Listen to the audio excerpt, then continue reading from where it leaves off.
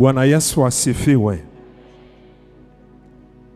Kwanza tukumbushane, schedule ya kwanza ili jengo ilikuwa ni miaka 5 ndio likamilike, si ndio? Yes. Lakini ni 3. Tunaenda sawa Bwana Yesu asifiwe. Kwa hiyo tuna ground break mwaka 2026, 27 itakuwa 1, 28 2, 29 lazima tuliweke wakfu tuhamie. Lazima tuliweke wakfu tuhamie. Na ni muhimu ulimwengu wa roho wa moshi usikie. Bwana Yesu asifiwe sana. Lakini sasa kuna mambo ya muhimu yaendelee hapo katikati. Badilisheni kabisa mnavyoomba. Yaani kuna mbegu ya maombi kubwa sana lazima iingie ili project iishe ndani ya miaka 3. Tunaweka wakfu, tunafanya ground breaking tarehe ngapi? 21 mwezi wa pili. Okay, ambayo Jumapili inayofuata angalia ni Jumapili ya ngapi ya mwezi wa pili? Hii Jumapili ya 22 ni ndio Jumapili ya 4. Angalia Jumapili ya 4 ya mwezi wa pili ya mwaka 2029. Kuna vitu hatutaki tutanie. Bwana Yesu asifiwe sana. Ni tarehe ngapi? Jumapili ya 4 ya mwezi wa pili mwaka 2029. Hiyo ndio Jumapili tunaingia kuabudu hapa. Likiwa limekamilika. Bwana Yesu asifiwe. Bwana Yesu apewe sifa. Haleluya. Hiyo ndio siku ya kuweka wakfu ili jengo na kuingia na kufanya ibada. Bwana Yesu asifiwe. Bwana Yesu apewe sifa. Sasa tusishangilie tu. Lazima maombi yaingie. Maombi ambayo yataandaliwa na baba askofu na mke wake hapa kanisani, lakini sisi wenyewe mpaka unapomshukuru Mungu kwa ajili ya chakula jengo. Yaani mpaka Mungu apagawe na sauti ya jengo inayotoka hapa. Bwana Yesu asifiwe sana. Bwana Yesu apewe sifa. Na vile vile tuite rasilimali, call resources to come forth. Sababu zipo. Rasilimali zipo. Bwana Yesu asifiwe. Issue sio kumaliza tu jengo, hilo jengo huko ndani lazima limalizwe pia, viti, vyombo, kila kitu. Tunapoingia tarehe 20 na ngapi umesema Bishop? 25 mwezi wa pili mwaka 2029 itakuwa ni ushuhuda wa ukuu wake katikati yetu. Bwana Yesu asifiwe. Bwana Yesu apewe sifa.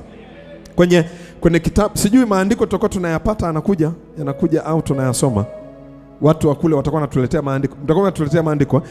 Hebu tupe kwenye kitabu cha Zekaria sura ya 4 mstari wa 6 na mstari wa 7. Zekaria sura ya 4 mstari wa 6 na wa 7. Akajibu akaniambia akisema, hili ndilo neno la Bwana kwa Zerubabel. Hili ndilo neno la Bwana kwa Bishop Mtalitinya kusema, si kwa uwezo wala si kwa nguvu, bali ni kwa roho yangu, asema Bwana. Hii project haitakuwa kwa uwezo wala haitakuwa kwa nguvu, bali itakuwa ni kwa roho wa Mungu. Mstari unaofuata wa 7. Yaani hilo likitambulika tu kwamba si kwa uweza wala si kwa nguvu, bali kwa roho wa Mungu. Sasa tunamruhusu Mungu aanze kusema na vizuizi kabla havijatokea. Aseme na vizuizi kabla havijatokea. Nani wewe mlima mkubwa? Kila project kubwa itakuwa na vizuizi vikubwa.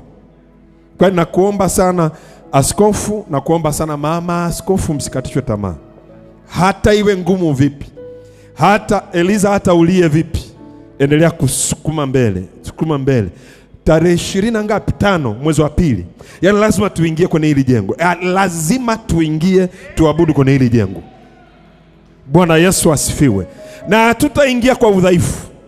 Tutaingia likiwa limekamilika. Anasema mbele ya Zerubabel utakuwa nchi tambarare. Kwa hiyo kuna upako ambao umeachiliwa kwenye hii project kwamba kila mlima unaoinuka kuna bulldozing anointing ya kuiangusha. Kuna bulldozing anointing ya kuiangusha. Na tumeanza kukutana na vizuizi toka hapa mapema. Mashine ya kwanza inaharibika. Inaenda ya pili, sasa tunatafuta ya 3. Lakini tutafanya. Bwana Yesu asifiwe sana. Bwana Yesu apewe sifa. Vizuizi ni chakula chetu. Bwana Yesu apewe sifa. Vizuizi ni nini? Chakula chetu. Bwana Yesu apewe sifa. Anasema mbele ya Zerubabeli utakuwa nchi tambarare, naye atalileta lile jiwe la kuwekwa juu. Yani atakamilisha hiyo kazi juu kabisa, pamoja na vigelegele vya neema. Neema ilikalia. Kuna tafsiri moja anasema kwamba ataimaliza kazi na atatambua kwamba aliimaliza kwa neema ya Mungu na neema ya Mungu peke yake. Neema ya Mungu na neema ya Mungu peke yake. Na neema ya Mungu ni kitu cha ajabu. Kitabu cha Wakorinto wa kwanza sura ya 15 na mstari wa 10. Wakorinto wa kwanza 15 na mstari ule wa 10. Wakorinto wa kwanza 15 mstari wa 10. Lakini kwa neema ya Mungu nimekuwa hivi nilivyo, na neema yake iliyo kwangu ilikuwa si bure, bali inalizidi sana kufanya kazi. Kwa neema ya Mungu inatufanya tuzidi sana kufanya kazi kupita wao wote, wala si mimi, bali ni neema ya Mungu pamoja na mimi. Bwana Yesu asifiwe sana. Neema ya Mungu itakuwa pamoja na nyie. Lakini sasa kuna kitu kidogo lazima tuelewe kuhusu neema ya Mungu. Zekaria 12 mstari wa 10. This is very important to understand about the grace of God. Zekaria 12 na mstari wa 10. Watu wa Mungu wa thamani, mnawapenda wachungaji wenu, msiache huu mzigo wa kuomba kwao tu. Msiache tu mzigo wa kuomba kwa ajili ya hii project kwenye maombi ambayo tunayaandaa hapa kanisani, mikesha tunayoandaa kanisani, mifungo ambayo tunayaandaa kanisani. Kanisa zima wakati wote liwe katika kuomba. Bwana Yesu asifiwe. Anasema nami nitawamwagia watu wa nyumba ya Daudi na wenyeji wa Yerusalemu roho ya neema na ya kuomba. Hii roho ikamwagwe kwetu, ili hii kazi tukaisindikize kwa maombi. Nafikiri ni Nehemia walikuwa wakijenga, kwenye mkono mmoja walikuwa na mwiko wa kujengea, kwenye mkono mwingine walikuwa na upanga wa kupigania. Kwa hiyo ili kujenga itahitaji vitu vyote hivi viwili, kwamba kufanya kinachohitajika kufanya ili ujenzi ufanyike, lakini vile vile lazima pia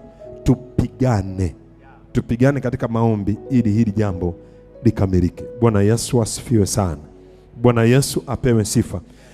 Leo Bishop Dickson, somo ambalo limetumwa leo WhatsApp ni ile wakati wa kuweka wakfu wachungaji kwenye, sio hii iliyopita, ile nyingine. Afu mwishoni mwa ile clip kuna prophecy ya kwako. Naomba kaisikilize tena. Yaani kuna maombi yaliombwa juu yako. Yaani vile ambavyo Mungu, sasa yale maombi ndo saizi yanatakiwa. Yaani sahizi ndo yanatakiwa. Wewe urungu lake na silaha zake za vita. You are his battering ram. Kwa hiyo saizi ndo wakati wa kufanya kwa fujo. Dickson, hata utakapo, yani katika hii project wakati ikifika mahali umesimama peke yako, usiache. Endelea kusukuma. Hii ngoma inatoka hii. Bwana Yesu asifiwe sana. Bwana Yesu apewe sifa. Haleluya. Kwa Mungu atatusaidia. Nehemia nafikiri anasema sisi tutajenga na Mungu atatusaidia. Nyie mtajenga na Mungu atawasaidia. Atawainulia watu toka ndani ya huduma, toka nje ya huduma. Watu wasioamini watainuka, watakuwa sehemu ya baraka ya hilo jengo ambalo linajengwa. Na kwa sababu liko kwenye Kilimanjaro Arusha Road, yani ni jengo ambalo watu watakuwa wanaliona. Kwa hiyo itakuwa ni landmark ambayo inapendezesha hiyo barabara. Kwa hiyo neema ya Mungu tu iwe pamoja na nyie katika kuifanya na kuikamilisha kazi. Najua siku ya Jumamosi tutaomba, lakini naomba leo pia tuombe. Kwa hiyo naomba tusimame sisi ambao tumefika. Nataka hii kazi takatifu ya Mungu tuendelee kuiacha katika mikono yake yeye aliye juu, ili akaifanye kwa utukufu kwa jina lake. Naomba tusimame pale ulipo, usisikie vibaya kusimama. Naomba usimame, alafu naomba tuinue mikono yetu juu mbele za Mungu. Sema na Mungu we mwenyewe kwa maneno yako kile ambacho unasikia kinaingia moyoni kwa ajili ya hili jengo kuu la ajabu. Sema tu na Mungu pale ulipo. Zungumza unachotamani, zungumza kiu yako. Eliza mama yetu Hebu zungumza kiu yako kwa habari ya hili jengo ambalo liko mbele yetu. Wewe kama msaidizi wa Bishop Dickson, wewe kama mke wake, wewe kama mama wa nyumba hii, wewe ungetamani Mungu afanye nini kwa habari ya ujenzi ambao uko mbele yetu? Hebu sema. Eugene kama mwenyekiti wa baba, viongozi mbalimbali ambao mko hapa, what is it that you desire? Kitu gani ambacho mnakidesire? Sema mbele za Mungu aliye hai. Uwepo wa Mungu uko mahali hapa, uwepo ule ule ambao ulikuwepo, uliotulia juu ya uso wa maji kabla Mungu hajaanza kusema na ikawa. Ni uwepo huo upo katikati yetu. Zungumza mbele ya Mungu kwa habari ya kile ambacho unatamani kitokee. Mdogo wangu niongeze kidogo huko upande wa monitor ili nisitumia sana nguvu.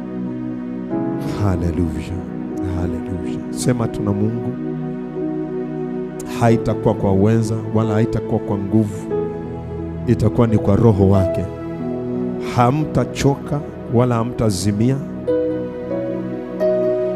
Wamngojeao Bwana watapata nguvu mpya. Ninaona nguvu mpya ikiachiliwa tena na tena wakati project ikiendelea.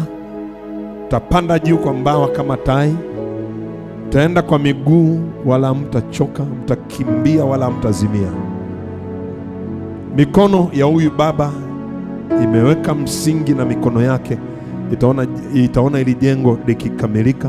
Siache kuomba. Pandisha sauti yako mbele za Mungu.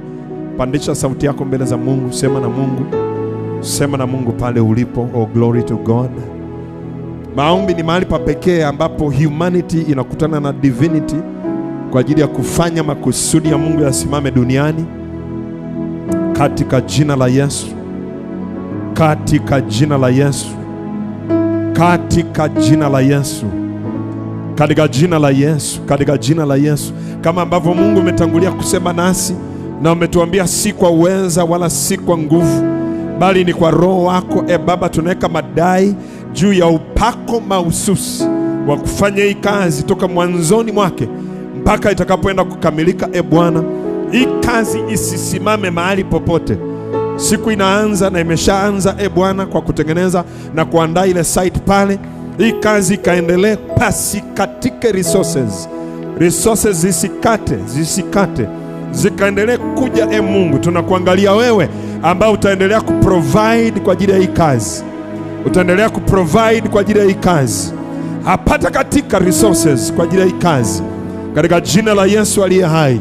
Mungu, kwa kukuamini wewe na kutambua uweza wako wa ajabu, tayari tumeshaweka tarehe ya kuhamia katika hili jengo. Tayari tumeweka tarehe ya ibada ya kwanza ambayo itafanyika katika jengo lililokubalika lililokamilika tarehe 25 mwezi wa pili mwaka 2029. Bwana, katika jina la Yesu aliye hai, libarikiwe jina lako Bwana. Hii roho ya wepesi kaachiliwe hata katika contractors ambao watakuwa wakijenga, consultants watakao kuwa wakisimamia, katika jina la Yesu aliye hai. Baba, ikaachiliwe kwa mafundi na kila moja ambaye Mungu atakao nahusika katika hili jengo. Wepesi kwa wale watakao kuwa wakiachilia fedha zao kama sadaka kwa ajili ya hii kazi. Mungu, katika jina la Yesu aliye hai. Katika jina la Yesu aliye hai. Kama ambavyo mkono wako ulikuja juu ya Elia, akakaza viuno vyake, akakimbia hata akamshinda Ahabu, akaingia mjini kabla ya Ahabu, akaingia Yezreeli kabla ya Ahabu. Huu mkono wako wenye uweza ukaachiliwa juu ya viongozi wa huduma hii, Bishop Dickson Mtalitinya na mke wake Eliza Mtalitinya. Bwana, kukawa na wepesi wa ajabu wa kuongoza hii kazi. Baba, hii kazi kakamilike katika jina la Yesu. Kazi kakamilike katika jina la Yesu. Kazi kakamilike katika jina la Yesu. Kazi kakamilike katika jina la Yesu.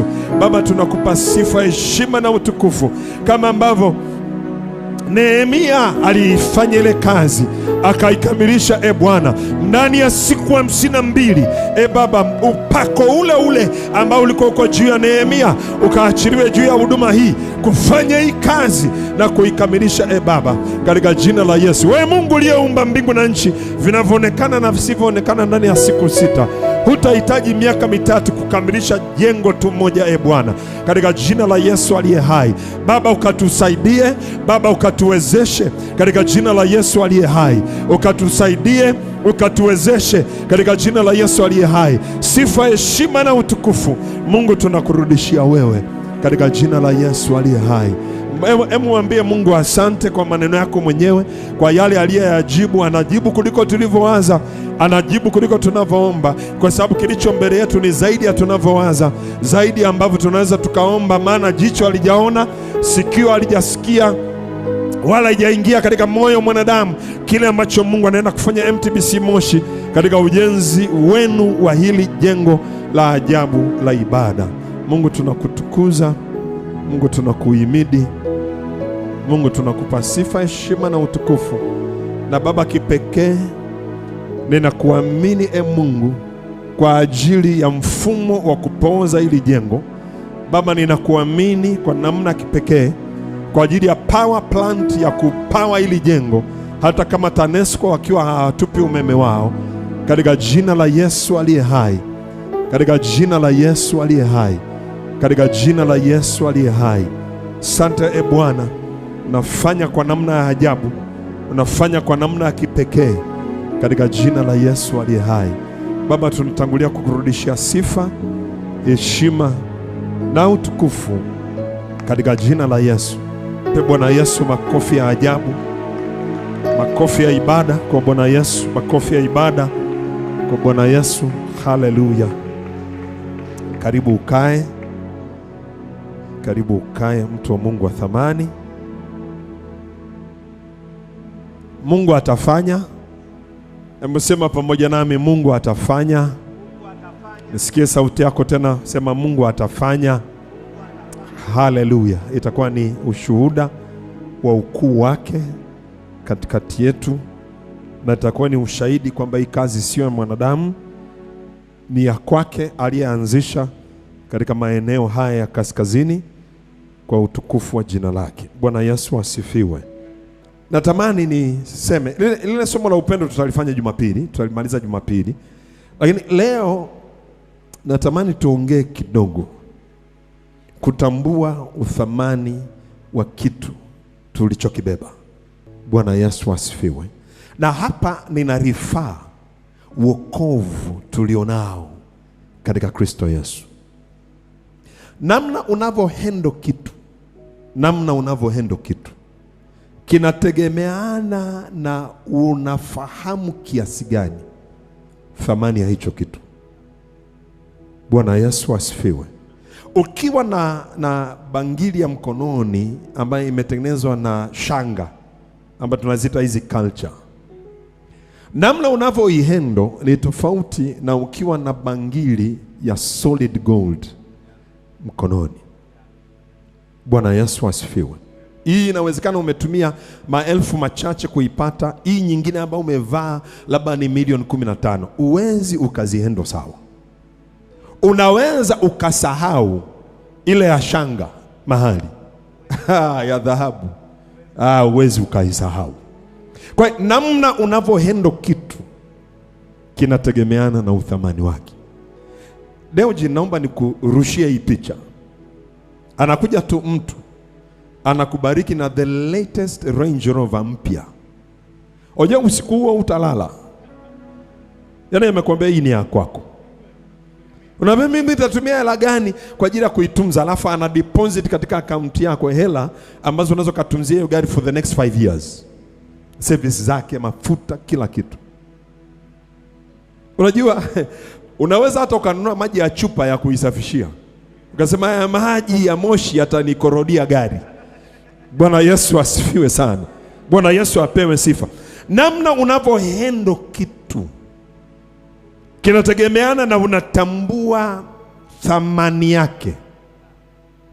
Kuna namna katika kanisa la Mungu katika nchi yetu, wokovu tumeuhendo kirahisi kwa sababu hatujajua thamani ya huo wokovu tulionao. Na kwa nini hatujajua? Kwa sababu hakuna tulicholipia ili kupata. Yaani huo wokovu unatolewa kwetu bure. bure.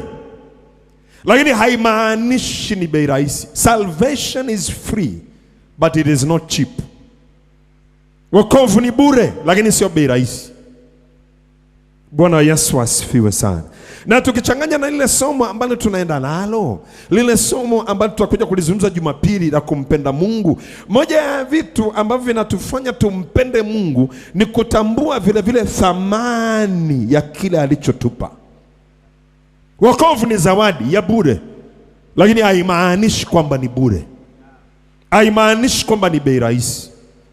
Hakuna kitu ambacho unaweza ukalinganisha thamani ya wokovu wako nacho. Hakuna. Hakuna. Na ndio maana kwenye kitabu cha, ngoja nipate ile andiko alafu wataturushia hapo, lakini tuanze kusogea kwenye kitabu cha Warumi sura ya 8. Warumi sura ya 8.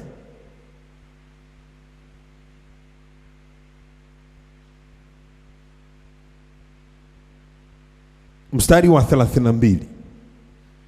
Hebu tuone mstari wa 32. Bwana Yesu asifiwe.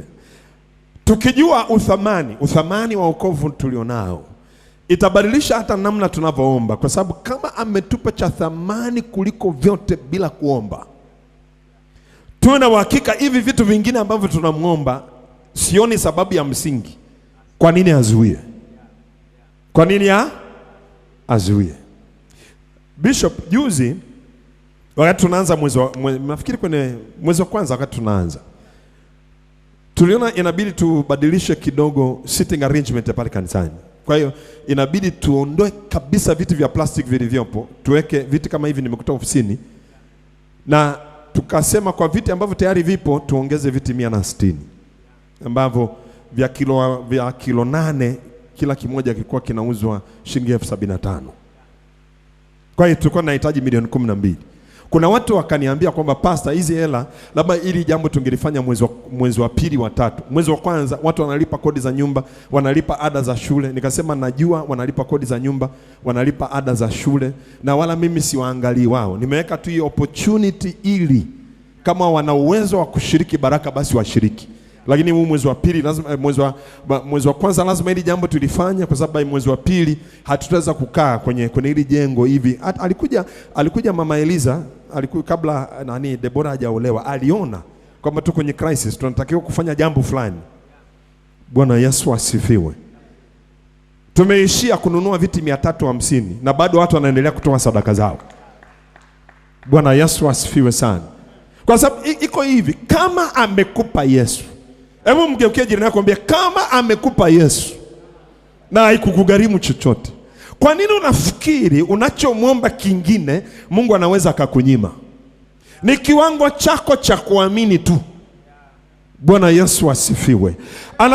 Anasema yeye asiyemwachilia. Kwenye Kiswahili anasema asiyemwachilia, Kiswahili cha Mombasa, lakini Kiswahili sahihi ni yeye asiyemzuilia. Yeye asiyemzuilia mwana wake mwenyewe. Yaani ilipofika kwenye kutupata, Mungu hakukwepa gharama. Hakukwepa. Kuna wazee 24, kuna wenye uhai 4, kuna maserafi, kuna makerubi, kuna malaika wakuu na wa kawaida, na viumbe vingine vingi inawezekana ambavyo hatuvijui. Bwana Yesu asifiwe sana. Lakini kwa uthamani wetu kwake, hakujizuia kwenye thamani atakayoingia ili kutupata. Ndio maana wewe yani hautashinda mbinguni, lazima ufike. Mgeukeje na kwambie, yani hata ufanyaje mbinguni unaenda tu.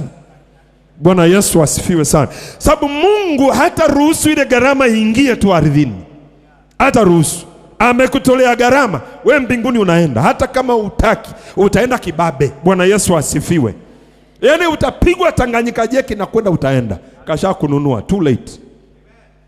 Bwana Yesu asifiwe. Bwana Yesu apewe sifa. Yeye asiyemzuilia mwana wake mwenyewe, bali alimtoa kwa ajili yetu sisi sote.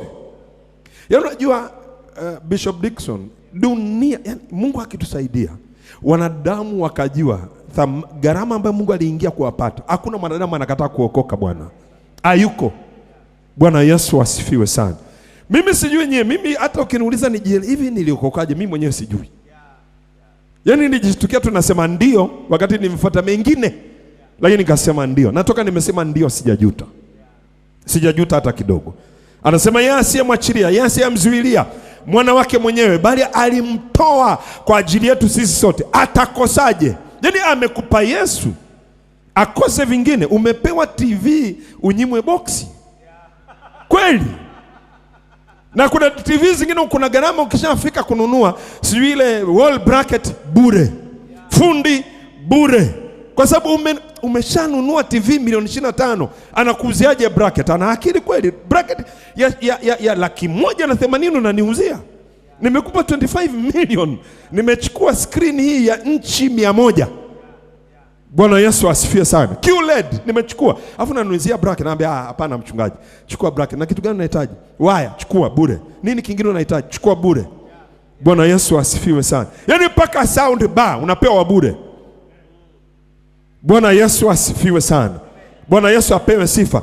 Atakosaje kutukirimia na mambo mangapi jamani? Mambo mangapi? Yote pamoja naye. Kwanza huyo Yesu mwenyewe ni yote katika yote. Yaani ndo kashakupa yote, sasa kingine kipi anakuzuilia? Bwana Yesu asifiwe sana. Kwa hebu Mungu atusaidie kwa hizi siku ambazo tutakaa pamoja kabla ya Jumamosi na Jumapili.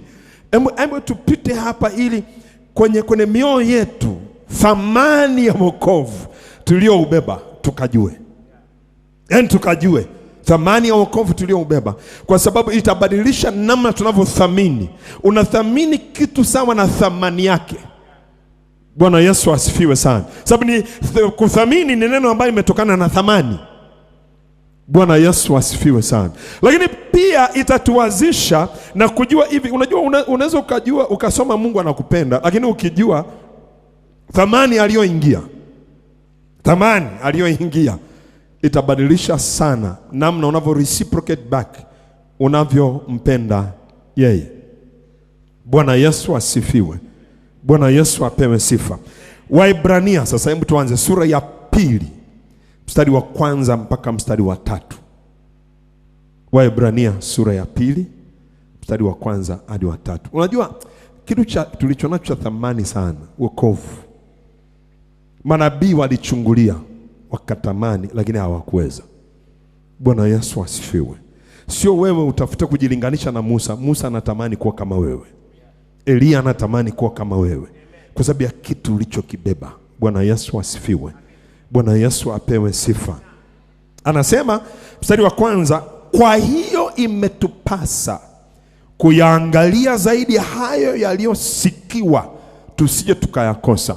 Tafsiri nyingine anasema kwa hiyo imetupasa kuwa makini zaidi na hayo tuliyoyasikia, tusije tukayakosa. Unajua wokovu ni kitu cha thamani ambacho kinakuja kwetu kwa njia rahisi sana. Yaani mtu anaongea, unaamini, kinakuwa chako. Sasa ule urahisi wa kupata wokovu, unaweza ukadhani wokovu ni kitu kirahisi hivyo. Kilimgharimu Mungu asiyeweza kufa afe. Yaani Mungu aliye chanzo cha uzima, ilibidi, Mungu ambaye hajaumbwa, ilibidi akubali kuingia ndani ya tumbo la Mariamu, akue huko ndani kwa miezi 9 au wiki 40, azaliwe kama mtoto mchanga, anyonyeshwe kama watoto wengine wachanga, abadilishwe, asafishwe na kubadilishwa kama watoto wengine, ili uokovu utufikie. Bwana Yesu asifiwe sana. Na hakuona shida ya kuingia hiyo gharama yote aliyoingia, kwa sababu ya uthamani tulionao kwake. Bwana Yesu asifiwe sana. Bwana Yesu apewe sifa. Binti nisikie, hata kama mwanamume anakupenda vipi, hawezi kuingia gharama ambayo Yesu ameingia kwa ajili yako ili akupate. Kwa hiyo usimweke Yesu mkono moja na huyo boyfriend wako upande mwingine. Hawawezi kuiana hata siku moja. Yesu kimpandisha tu kwenye mzani anauvunja. Bwana Yesu asifiwe sana. Yesu mwenyewe alisema ni upendo wa namna gani ambao mtu anao kwa ajili ya rafiki zake, hata atoe uhai wake kwa ajili yao. Huyo boyfriend wako yuko tayari kufa kwa ajili yako? Yuko tayari kufa kwa ajili yako? Ana nafasi yake, lakini huwezi kulinganisha na Yesu. Bwana Yesu asifiwe. Bwana Yesu apewe sifa. Mstari wa 2. Mstari wa 2. Kwa maana ikiwa lile neno lililonenwa na malaika lilikuwa imara, na kila kosa na uasi ulipata ujira wa haki. Yaani malaika akisema neno limekuwa imara, na lolote linalokosewa na kuasiwa kinyume na yule malaika alikuwa anawatangulia jangwani, walikuwa wanaadhibiwa. Mstari wa 3. Sisi je, tutapataje kupona tusipojali wokovu mkuu namna hii? So great a salvation. Yaani huu wokovu sio wa kawaida, ni mkuu kuliko kitu kingine chochote. Yaani kama kuna kitu Mungu aliwahi kufanya kwa ajili ya mwanadamu, ni kujitoa kwa ajili yake kwa kumtoa mwanae wa pekee. Na ndio maana Ibrahim alimshock sana Mungu alipomtii Mungu katika kumtoa Isaka. Akasema, kwa kuwa hukunizuilia mwanao wa pekee. Yaani Mungu alikuwa anasema nyuma ufahamu wake, mimi namzuiliaje mwanangu wa pekee, wakati ndicho kinachotakiwa ili mwanadamu aokolewe na mwanadamu akombolewe. Kwa hiyo wokovu tulionao ni wokovu mkuu sana. Bwana Yesu asifiwe sana. Wanadamu mahali popote penye kitu kikuu, ulinzi ambao unakuwepo hapo ni wa ajabu. Wewe pia kwa sababu ya kitu ulichokibeba ndani, ulinzi uliopo kwenye maisha yako ni ulinzi wa ajabu sana. Bwana Yesu asifiwe sana. Bwana Yesu apewe sifa. Kwa hiyo uthamani wa wokovu ni mkuu, hauwezi ukaulinganisha na kitu chochote. Hauwezi ukalinganishwa na kitu chochote. Mimi na wewe tulikuwa kwenye soko la watumwa. Watu wanatoa dau. Huyu anasema nitatoa hiki, huyu anapinga anasema cha juu zaidi. Lakini Mungu aliposema namtoa mwanangu, hakuna ambaye aliweza kutoa dau zaidi ya hapo. Yaani hiyo dau huwezi ukalivuka. Ndio dau aliyotoa kwenye mnada wa watumwa ili kukupata na ili kunipata. Bwana Yesu asifiwe sana. Bwana Yesu apewe sifa. Itabadilisha namna tunavyoishi wokovu wetu.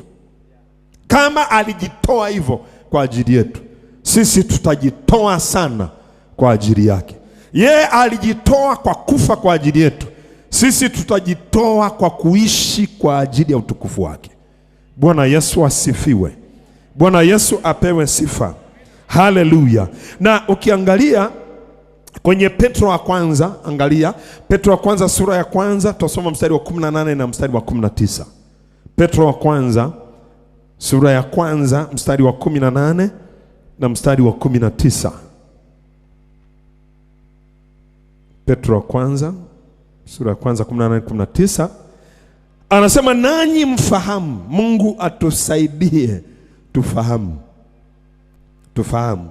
Anasema kwamba mlikombolewa.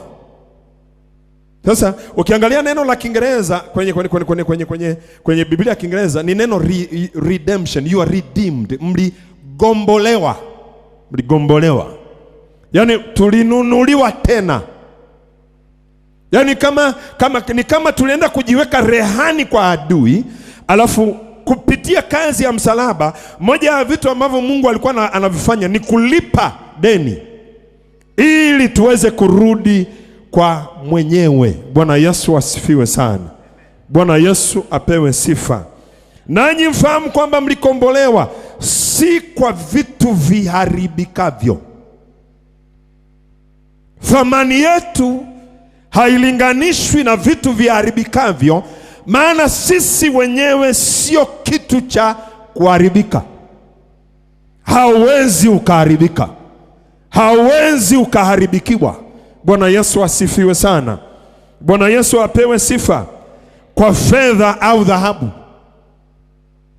Yaani shida tunapolinganisha wokovu tulionao na fedha na dhahabu. Tunapolinganisha thamani ya wokovu tulionao kwa sababu ya kiwango cha fedha na dhahabu tulichonacho.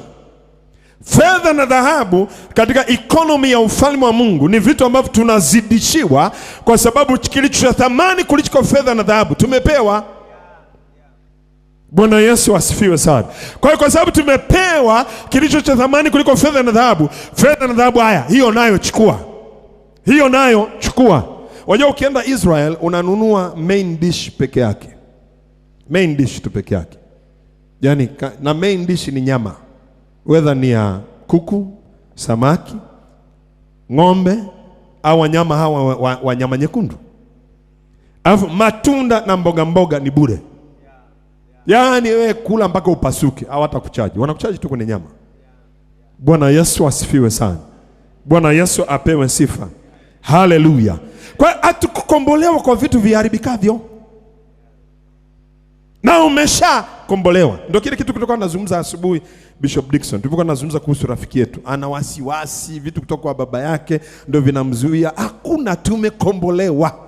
Bwana Yesu asifiwe sana. Si kwa vitu viharibikavyo kama fedha na dhahabu, mpate kutoka katika mwenendo wenu usiofaa mliopokea kwa baba zenu. Hili mambo ambayo yametoka kwa baba zetu yanayotesa kusumbua maisha yetu kitabia, kimwenendo, kiuchumi, kila kitu, tulikombolewa toka huko, sio kwa vitu viharibikavyo. Bwana Yesu asifiwe. Mstari wa 19. Bali kwa damu ya thamani. Kwa hiyo thamani yetu ni sawa na thamani ya damu ya Yesu. Na damu iko hivi, ndani ya damu kuna uhai. Uthamani wa uhai wa mwana wa Mungu ni kiasi gani? Ni uthamani ambao unatisha hata kuuzungumzia. Maana mwana wa Mungu ni neno la Mungu. Na uumbaji wote wa Mungu umeshikwa kwa uweza wa neno lake. Bwana Yesu asifiwe sana. Bwana Yesu apewe sifa. Huyu mwana wa Mungu alipokuwa anakufa msalabani mpaka jua likazimika. Maana yeye alikuwa anakufa msalabani ndiye aliyefanya jua. Yeye aliyekufa msalabani ndiye aliyefanya mwezi, ndiye aliyefanya nyota, ndiye aliyefanya nuru, ndiye aliyefanya mwanga. Akawa akifa pale msalabani, kukawa na giza masaa 3. Thamani ya huyo aliyekufa kwa ajili yangu na kwa ajili yako. Bali kwa damu ya thamani kama ya mwana kondoo asiye na ila, asiye na mawaa, yaani Kristo. Hiyo ndo thamani iliyotununua. Hiyo ndo thamani ambayo kwa hiyo tulipatikana. Kwa sababu ndio thamani iliyohitajika ili tupatikane. Zaburi ya 49 mstari wa 7 na wa 8. Zaburi ya 49 mstari wa 7 na wa 8.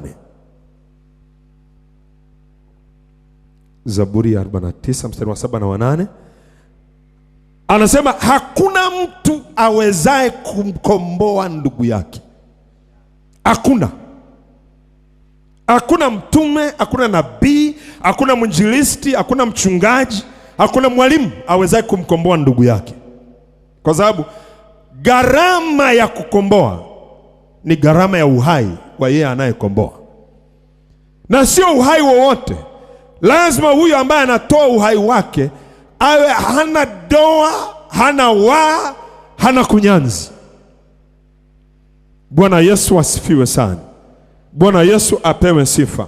Hakuna mtu awezaye kumkomboa ndugu yake wala kumpa Mungu fidia. Kwa sababu kilichokuwa kinatokea pale msalabani, fidia ilikuwa natolewa. Kuna mwimbaji mmoja mdada mmoja wa Nigeria anaimba kwamba kilichokuwa kinatolewa msalabani ni mahari. Bwana Yesu asifiwe sana. Kilichokuwa kinatolewa msalabani ni bei ya kutupata tena. Bwana Yesu asifiwe sana. Yaani chini ya hapo tusingepatikana. Chini ya hapo tusingepatikana. Haijalishi ni ng'ombe wangapi wange mwaga damu yao, isingeweza tupatikane. Ilihitaji Yesu afe pale msalabani. Wala kumpa Mungu fidia kwa ajili yake. Mstari wa 8. Anasema maana fidia ya nafsi zao ina gharama. Ina gharama ya ajabu sana. Wala hana budi kuiacha hata milele. Yaani kama si Yesu wa milele ndo alikuja kufa, gharama ya kulipia fidia yetu hata milele nzima tusingeweza kumaliza kuilipia. Kilihitajika cha milele kije kilipe hiyo gharama ya fidia ya kutupata sisi. Bwana Yesu asifiwe. Bwana Yesu apewe sifa wa Mungu. Haleluya. Na ukiangalia kwenye kitabu kile cha Ufunuo sasa 3:11, kwa kufahamu thamani ya kile ambacho tumekibeba, kwa kujua thamani ya kile ambacho tumekibeba. Ufunuo sura ya 3 mstari wa 11. Ufunuo sio Leviticus, Revelation. Ufunuo 3:11. Yesu anasema naja upesi. Shika sana ulicho nacho, asije mtu. Asije nani? Hapa sio shetani atakunyang'anya. Mtu. Asije mtu akaitwa taji yako. Na hilo neno akaitwa maana yake akaiba. Kwa hiyo unatakiwa kuwa makini sana namna unavyoenda na watu, sababu watu wana nguvu ya kuchukua hicho ulicho nacho kama taji, kama thawabu ya kile ambacho umekibeba ndani na unakiishi. Kwa hiyo usimruhusu mtu yeyote aweke rehani wokovu wako, sababu anaweza, penzi anaweza akavuruga kabisa mahusiano yako na Mungu kabisa. Bwana Yesu asifiwe sana. Na kama unacheza na mpenzi nje ya utaratibu na Mungu, unachezea dhahabu ya thamani sana kwenye shimo la choo. Ikitumbukia utaipata tena. Bwana Yesu asifiwe sana. Dada yangu, hakuna mwanamume mzuri kiasi kwamba unaweza ukachezea hiki ambacho umekibeba. Kaka, hakuna mdada mzuri kiasi kwamba unaweza ukachezea hiki ulichokibeba. Hamna hela ambayo ni nyingi kiasi kwamba unaweza ukachezea hicho ulichokibeba. Kwa hiyo anasema shika sana ulicho nacho. Hiki inahitaji kushika sana. Bwana Yesu asifiwe sana. Ukilala hakikisha kiko kwenye safe. Ukilala kikumbatie kwa namna ambayo yani mtu ili akitoe lazima utaamka. Lazima utaamka. Shika sana ulicho nacho, asije mtu akaitwaa taji yako. Ili tosha tupewe Yesu, lakini tukimwishi Yesu vile vile kuna taji inatusubiri. Kuna taji inatusubiri. Bwana Yesu asifiwe sana. Na inawezekana leo tukimaliza huu ujumbe tukahitaji kufanya upya tena commitment yetu kwa Yesu. Bwana Yesu asifiwe sana. Alijitoa 100% kwa ajili yetu. Kwa nini tunajitoa 50 juu ya 100 kwa ajili yake? 70 juu ya 100 kwa ajili yake. Kwa nini kuna sehemu tumebakiza? Hakubakiza chochote. Labda tuangalie Wafilipi sura ya 2, tuangalie yeye aliingia gharama gani kwa ajili yetu. Gharama gani kwa ajili yetu? Wafilipi sura ya 2 kuanzia mstari wa 5. Nafikiri tutaenda mpaka mstari wa 11. Anasema iweni na nia hiyo ndani yenu. Yaani iweni na namna hiyo ya kufikiri ndani yenu. Tuwe na namna hii ya kufikiri ndani yetu, ambayo ilikuwamo pia ndani ya Kristo Yesu. Mstari wa 6. Ambaye yeye mwanzo alikuwa yuna namna ya Mungu. Unajua kwa sababu alikuwa anatafsiri Biblia, walikuwepo na Waislamu wanatafsiri Biblia. Kwa hiyo wamepooza kweli maneno. Yesu hakuwa na namna ya Mungu. Yesu alikuwa Mungu aisee. Bwana Yesu asifiwe sana. Sasa ukijaribu kumwelezea Mungu katika ubaba wake, umwana wake na Roho Mtakatifu utachemka, kwa sababu kile kitu ni cha kiroho, hakielezewi kwa akili za hesabu hizo ambazo ulikuwa na feli darasani. Bwana Yesu asifiwe sana. Bwana Yesu apewe sifa. Kuna siku tulijaribu hapa Bishop Dickson kuelezea hii kitu. Una chupa ya maji. Hii ni nini jamani mko na hii chupa? Nikigandisha paka iwe barafu, kuna ile barafu ni nini? Ni maji. Nikichemsha paka igeuke kwa mvuke, ule mvuke ni nini? Sasa hii ni nini sasa? Maji. Barafu ni nini sasa? Mvuke ni nini? Maji. Ambayo yamejidhihirisha kwa namna tofauti. Wale ambao wamesoma fizikia A level wanafahamu kuna temperature inaitwa triple point ya maji, 4 degrees centigrade, ambayo maji utayakuta yakiwa kwenye state zote 4. yakiwa liquid, solid na gas. Lakini ni mvuke ni maji, kimiminika ni maji, barafu ni maji, Roho Mtakatifu ni Mungu, Baba ni Mungu, Mwana ni Mungu, ni Mungu wa tatu. Kwani maji, mvuke na barafu ni maji matatu? Ni maji. Bwana Yesu asifiwe sana. Yaani tunajaribu kuelezea, lakini ngumu sana kuielezea. Bwana Yesu asifiwe sana. Mtu mmoja akasema, kwani Mungu anazaa? Aumbe vinavyozaa, yeye mwenyewe hawezi zaa. Aliyekwambia kuzaa lazima uwe na mke ni nani? Mgomba mke wake ni nani? Mbona amezaa? Mchungwa mke wake ni nani? Mbona amezaa? Seli zinapozaa huku mwilini, mke wa seli ni nani? Mbona zinazaliana huku ndani? Mwambie jina lako, abeg, usimfanye Mungu hivyo. Bwana Yesu asifiwe sana. Shida ni kwamba alivaa mwili akawa kama sisi. Kwa hiyo tunafikiri he is less God than God. No. He is very God, anasema kwenye Kiingereza. Ni Mungu. Yaani sijui ni Mungu au ni Mungu halisi. Bwana Yesu asifiwe sana. Bwana Yesu apewe sifa. In fact, hakuna kati yetu atakaye kuwahi kuja kumwona Mungu. Anakaa kwenye nuru asiyeweza kuikaribia mtu. Kwa Yesu ni Mungu anayeonekana. Bwana Yesu asifiwe. Bwana Yesu apewe sifa. Naomba nikusumbue Bishop Dickson. Nitumie mfano labda tutauelewa. Naomba nikusumbue Askofu Dickson. Njoo baba.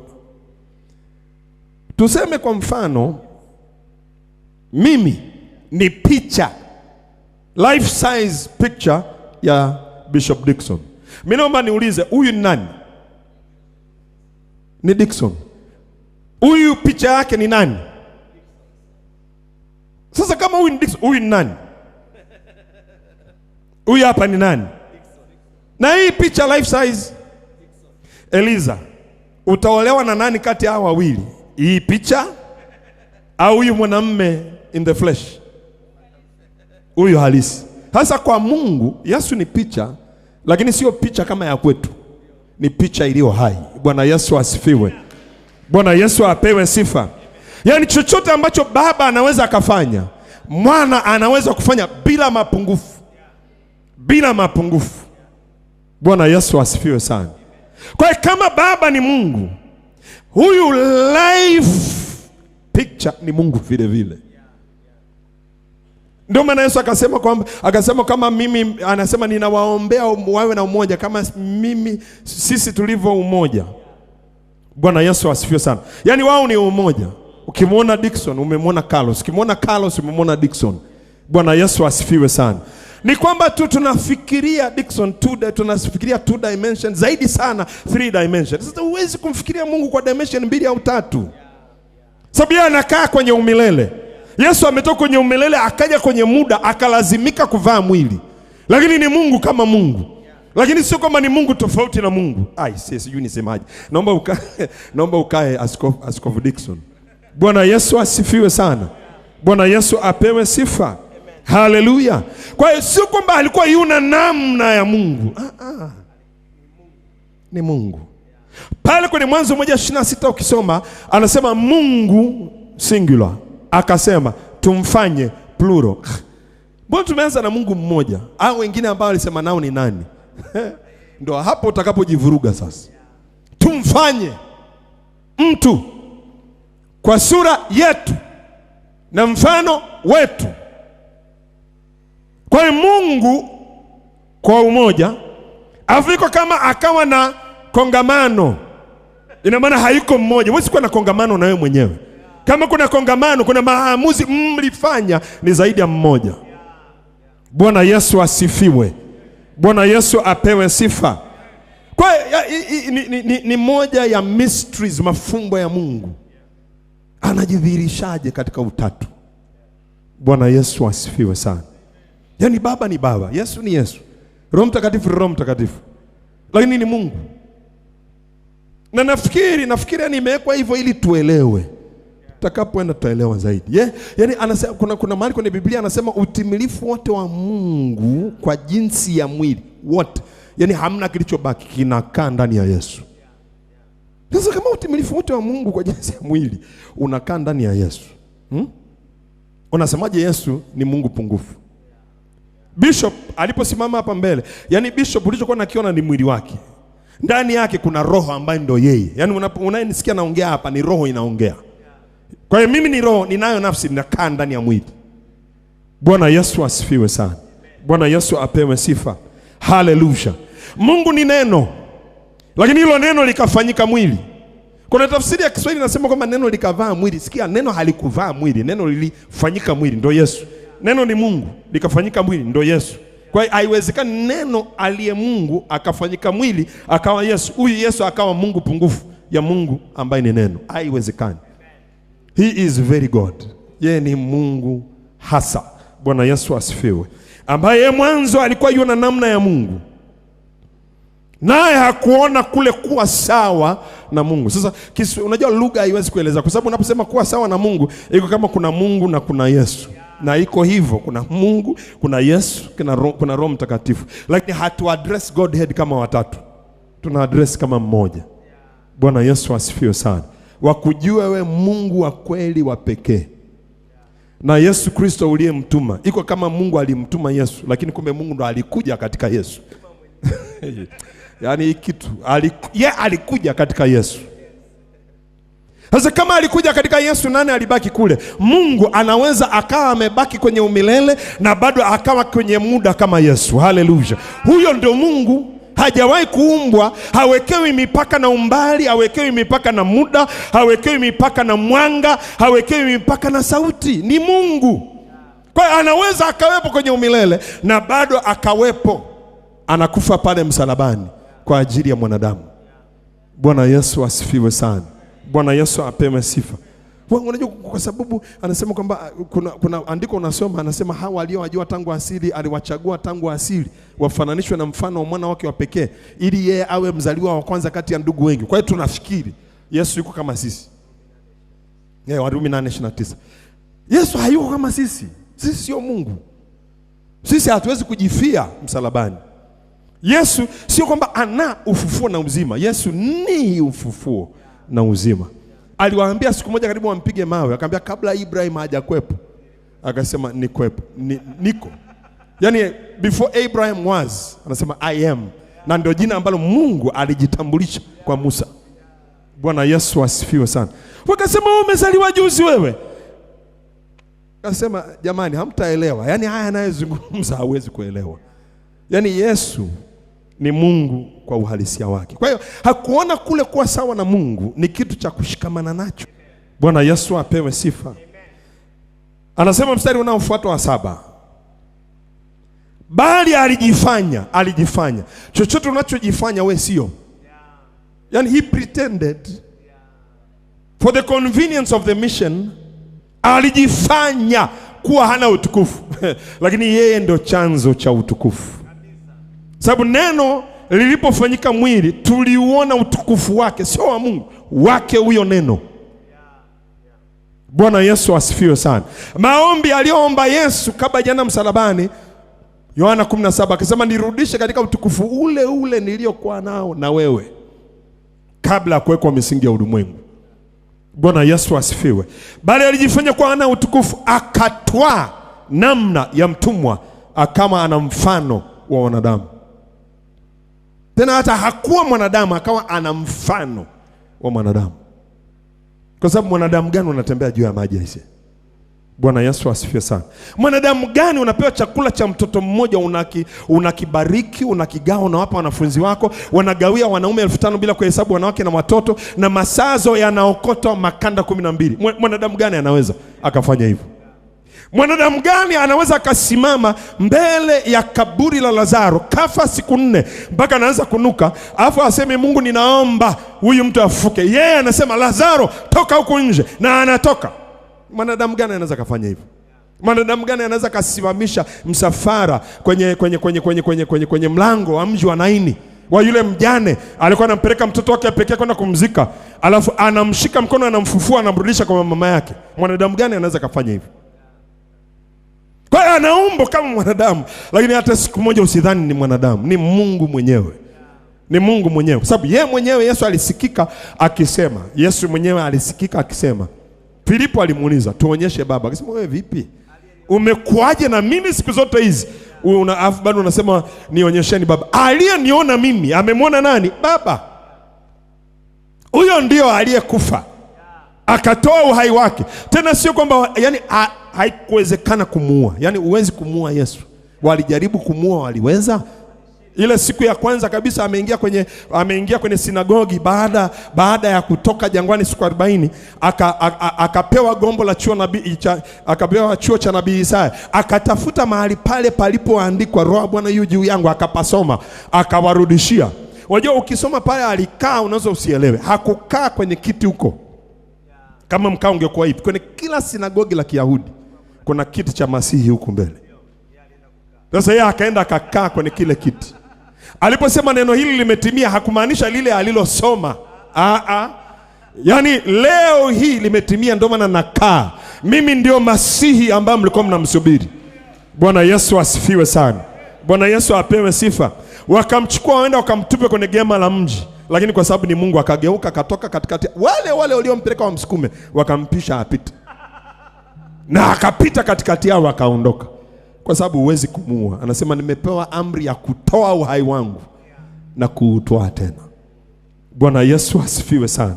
Bwana Yesu apewe sifa. Bali alijifanya kuwa hana utukufu. Anasema tena alipoonekana ana umbo kama mwanadamu. Yesu sio kama Mungu. Yesu ni Mungu, ila ana umbo kama mwanadamu. Tunaenda sawa watu wa Mungu wa thamani, alijinyenyekeza akawa mtii hata mauti, na mauti ya msalaba. Yani mauti aliyoiumba inamuaje? Kwa sababu kule kwenye Ufunuo alikamata mauti, akatupa kwenye ziwa la moto. Akakamata kuzimu, akaitupa kwenye ziwa la moto. Kwa hiyo alikubali ili akupate wewe na nipate mimi. Ni kama alivyofanya Adam. Adam alipoona kwamba mpenzi wake ameshazingua, akasema sasa hivi ninamkosa hivi nyama katika nyama yangu, mfupa katika mfupa wangu, ngoja niifanye iwe ngumu Mungu kumshughulikia huyu mama. Na yeye akala hilo tunda. Sema sasa tuone kama Mungu atakubali tuishe wote. Bwana Yesu asifiwe sana. Adam asingekula tunda, mpango wa ukombozi usingeachiwa. Kwa sababu pale Mungu alipokuja akachinja mnyama kama alama ya yeye anayechinjwa atakayekuja. Bwana Yesu asifiwe. Na huyu mnyama alichinjwa ili wavalishwe nguo na kuondolewa kwenye uwepo wa Mungu. Yesu alichinjwa ili tuvalishwe nguo ya kurudishwa kwenye uwepo wa Mungu. Bwana Yesu asifiwe sana. Bwana Yesu apewe sifa. Uthamani wa wokovu. Mgeukie jirani yako mwambie uthamani wa wokovu ulionao. Hutacheza nao, hutacheza na wokovu tena. Bwana Yesu asifiwe sana. Mstari wa 9 anasema kwa hiyo tena Mungu alimwadhimisha mno. Yani Mungu alimuinua Yesu mpaka haiwezekani tena kumuinua. Bwana Yesu asifiwe sana. Unajua kuna mahali kwenye Zaburi Bishop anasema kwamba ameadhimisha ahadi zake kuliko jina lake lote. Hizo ahadi zake ni Yesu. Yesu ndio hizo ahadi zake. Amemuinua kuliko kila jina ambalo Mungu amewekwa nalo. Alimuinua Yesu. Kwa hiyo tena Mungu alimwadhimisha mno, akamkirimia jina lile lipitalo kila jina. Bwana Yesu asifiwe sana. Kwa hiyo hili jina la Yesu limelipiwa gharama. Mgeukie jirani yako mwambie jina la Yesu limelipiwa gharama. Yaani kuna ugonjwa gani unabishana na jina la Yesu? Kuna kifungo gani kinabishana na jina la Yesu? Kuna pepo gani anaweza kubishana na hilo jina? Hilo jina lilishalipiwa gharama, afu ukapewa bure ulitumie. Bwana Yesu asifiwe sana. Hiyo ndo thamani ya wokovu ambao sisi tunao kutoka kwa Mungu. Bwana Yesu asifiwe sana. Bwana Yesu apewe sifa. Kwa hiyo tushike sana. Hebu sema nitashika sana. Sema tena nitashika sana. Bwana Yesu asifiwe. Wafilipi sura ile ya 2, nimalize na andiko hili afu tutaendelea next time tunakutana. Wafilipi sura ya 2 mstari wa 12 na mstari wa 13.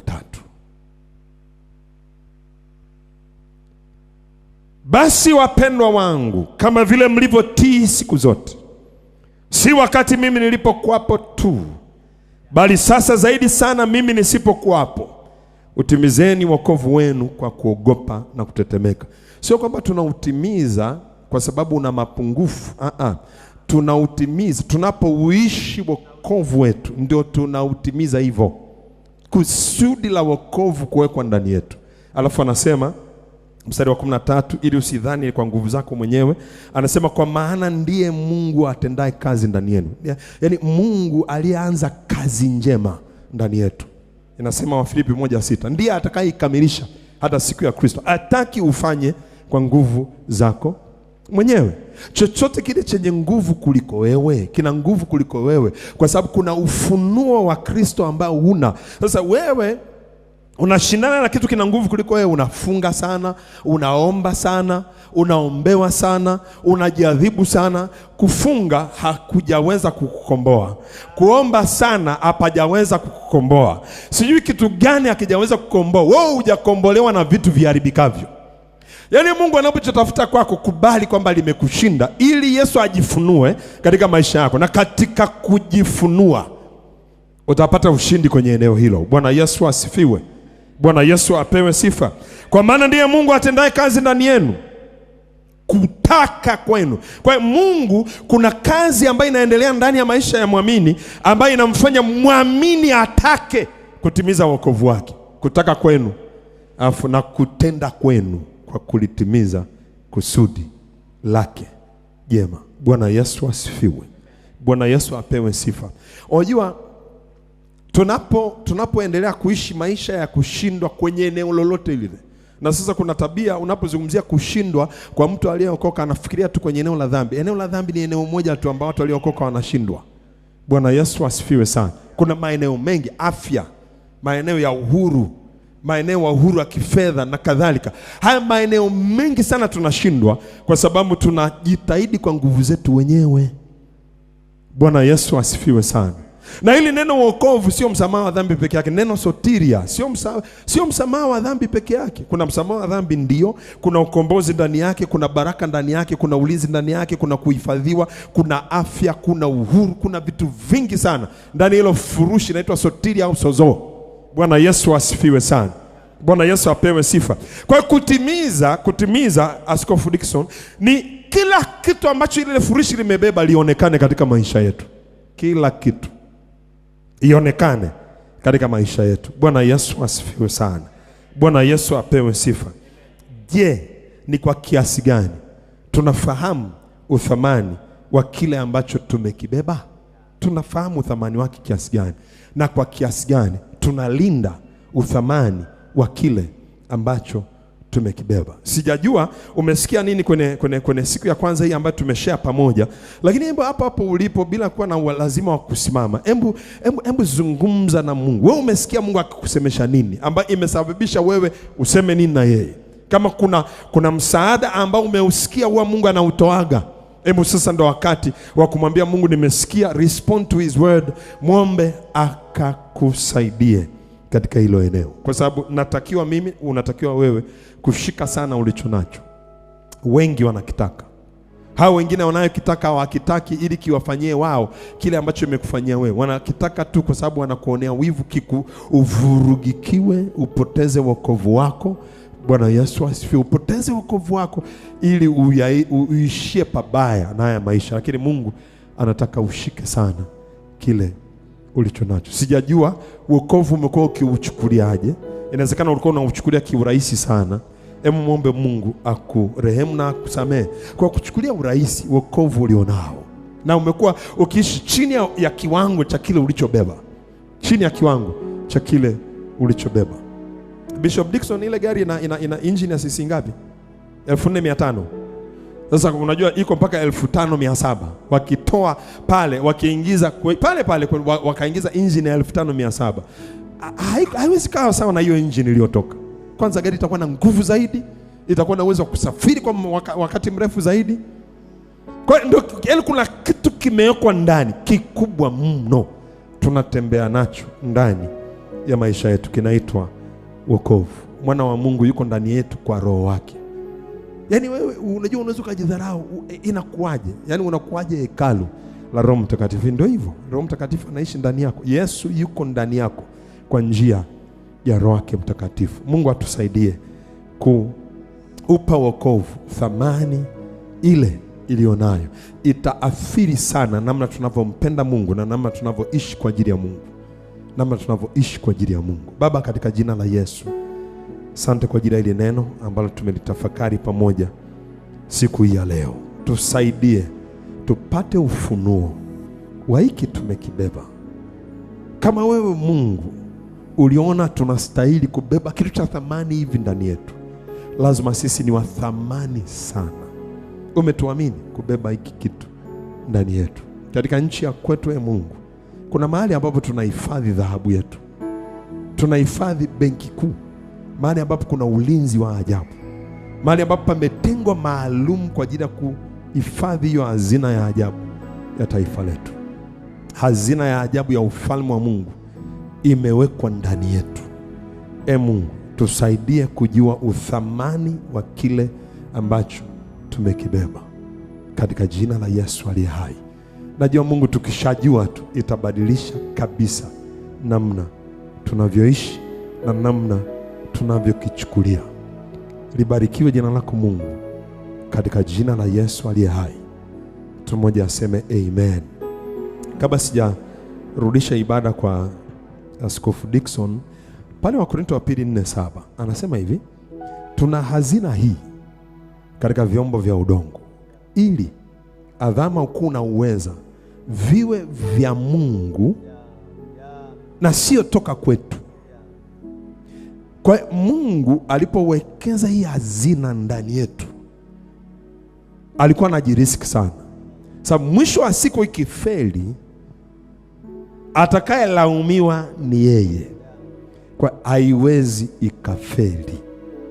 Bwana Yesu asifiwe sana. Musa alimwambia Mungu, ukishindwa kuwafikisha, watasema, yani wasipofika ukiwa huko jangwani, watasema uliweza kuwatoa, ukuweza kuwafikisha.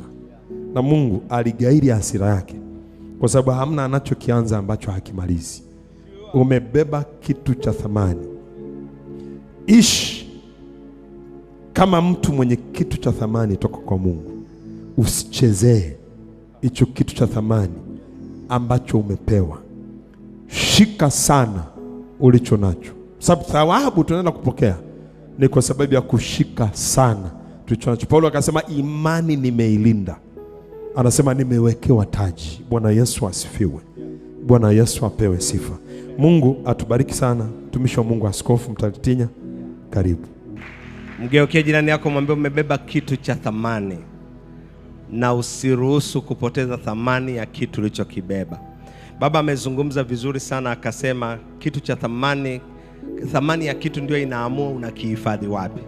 Na ametupa mfano mzuri sana hapa mwishoni ya kwamba katika nchi yetu tunahifadhi kitu cha thamani sana, dhahabu, kwa ajili ya kulinda uchumi wa nchi yetu, benki kuu, na panalindwa sana.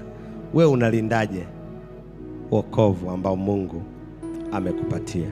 Mungu atusaidie sana tunapoendelea kutafakari maneno haya na kuyaingiza katika matendo.